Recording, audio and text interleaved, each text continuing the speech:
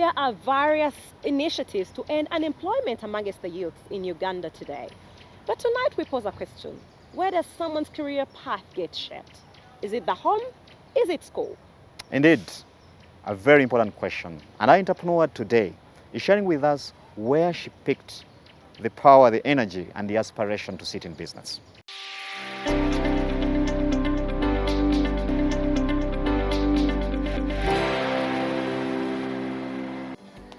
I'm called Dr. Gonsha Rehema.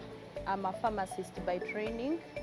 I'm currently the best community pharmacist in Uganda, and I'm also the most outstanding pharmacist in Uganda according to Mukusa, one of the associations in Makerere University.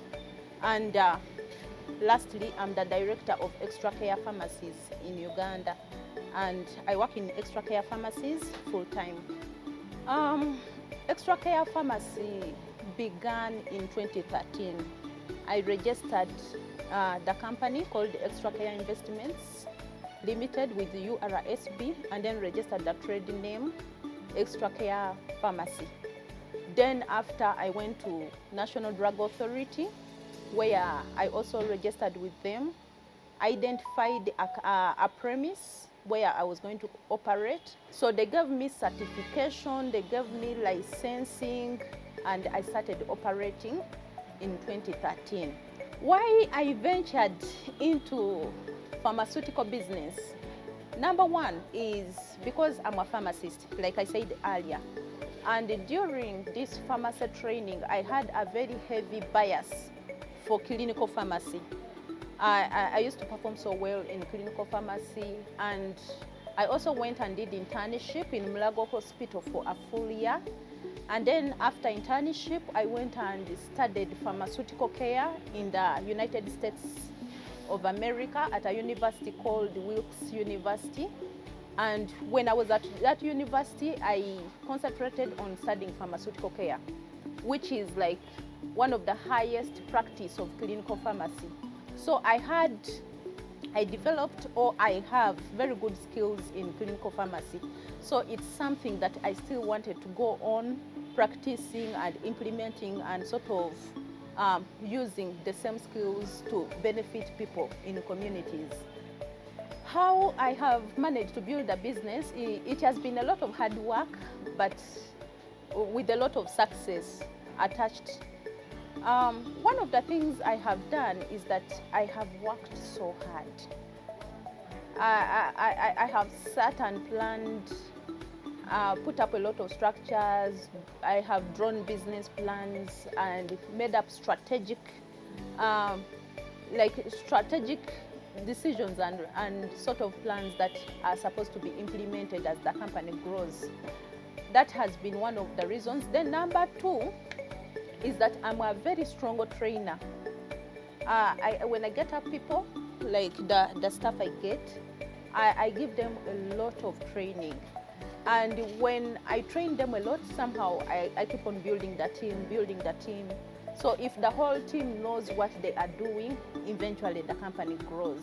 Then factor number three is that me personally, I never get content that I have or I know a lot of information.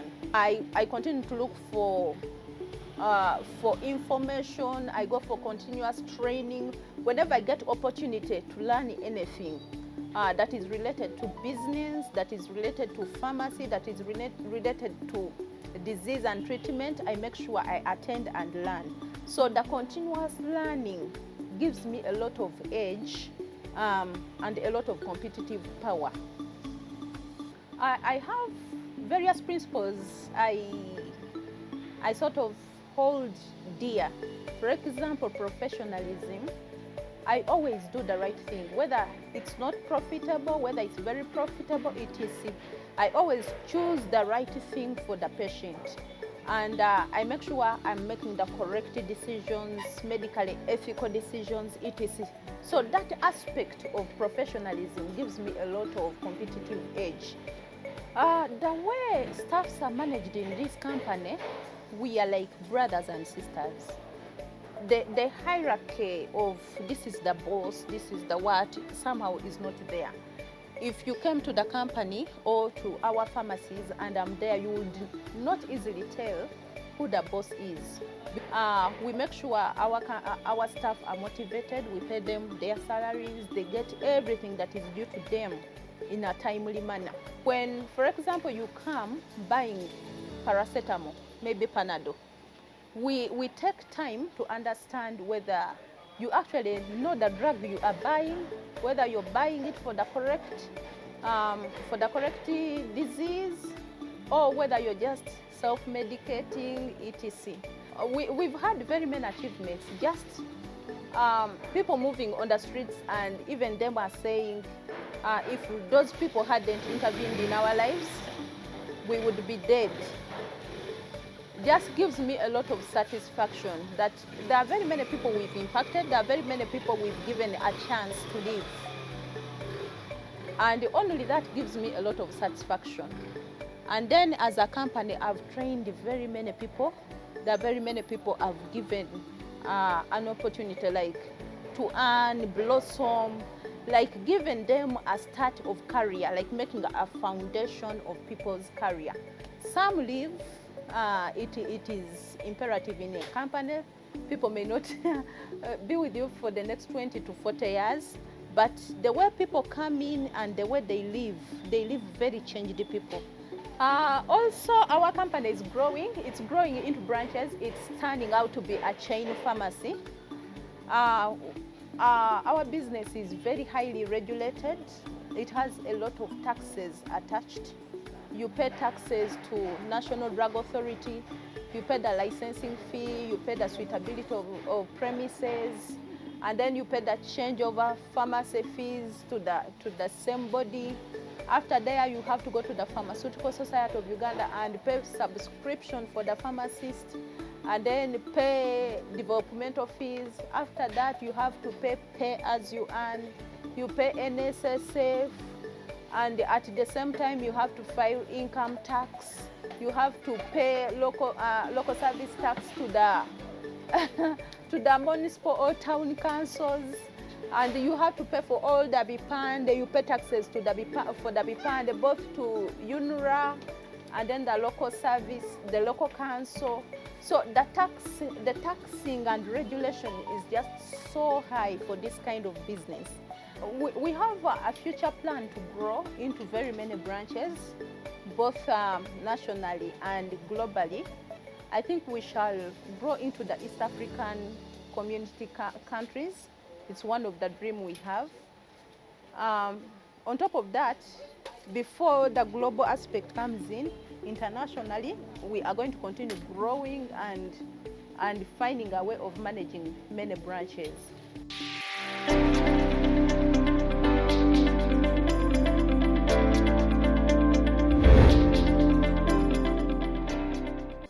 If you try to see in Uganda 95%, or I may say 85%, let me not put it on the maximum standard, 85% of businesses in Uganda mainly deal in sales and importation of products. A few of them do manufacturing and design. Manufacturing is a very unique concept, and it's very valuable for every economy of any country to grow, because at the end of the day, when you design products, you have a chance of exporting them.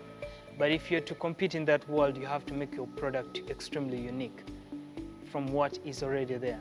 Okay, clients may not love it in the first place, but at the end of the day, you need to dig in and find out what do they really want. Okay, you do all that kind of research. So basically, this is a thing to push us to the manufacturing side as a nation, because we do not honestly manufacture any of these unique technologies. Nearly almost everything is imported.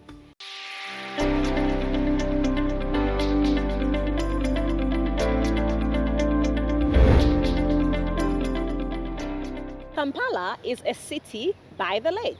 But come to think of it, how many residents have access to clean piped water? Now, Shamim, there have been a couple of reports that have highlighted the fact that a lot of water consumed by some residents in Kampala is actually contaminated. Now, there are those that have seen opportunity in this, because where there's a problem, there's always an opportunity to build a sustainable business. And have gone into the space of water purification.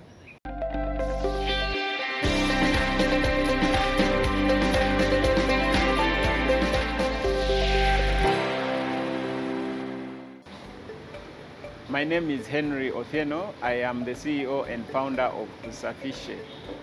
Tusafishe is a Swahili word which means let us clean. So our work is in cleaning of water.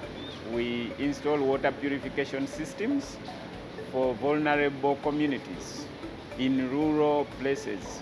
We install water purification systems in places like refugee camps and rural schools. In Uganda and most of African countries, the traditional way of purifying water is through boiling it. Unfortunately, this is very hard for big communities like a school. So most parents out there are purifying water for their children at home. Unfortunately, when they go to school, they get unpurified water. So our technology was created in a way that it will make it easy for schools to purify water even without boiling. Because just imagine if a school was burning charcoal or firewood to purify water, how much carbon they would be emitting to the atmosphere. So we created a technology that uses moringa seed powder to purify water. And these systems can supply up to 2,000 liters for a school, but we also have another system that can purify up to 50,000 liters in a day for a place like a refugee camp. We have three categories of filters. We have one which is domestic. So when we install the large community filters, we also train women to install smaller filters. And then we have the institutional filter, which I said, which works in a school, and then we have community filter, which works for bigger communities like refugee camps. But like I said, these purification systems use moringa seed powder mainly as the medium for purification. Most of us have heard about the importance of moringa as a plant. Some people use moringa for nutritional benefits. Some people use moringa for medicine, but for us we use moringa seed powder as a coagulant, but we also use it in the process of purifying water to neutralize the microorganisms from water. Now, we use moringa seed powder and granite together in a combination. We use moringa seed powder to charge the granite.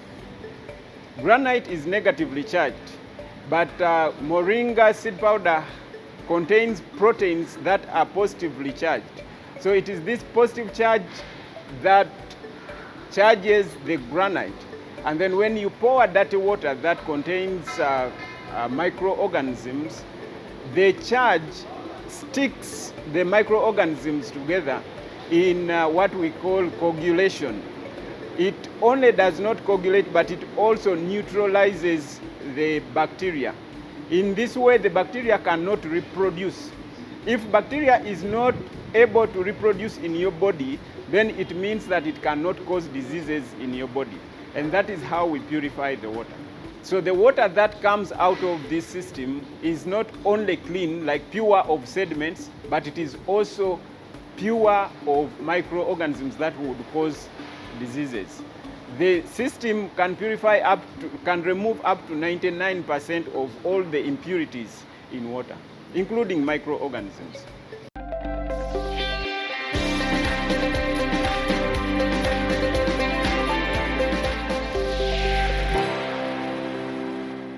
Well, that's all we had for you on Money and Markets this week. Thank you for being part of the show. I've been your host, Charles Boji. And I'm Shamim K. Matovo. Until next time, have a good evening and God bless.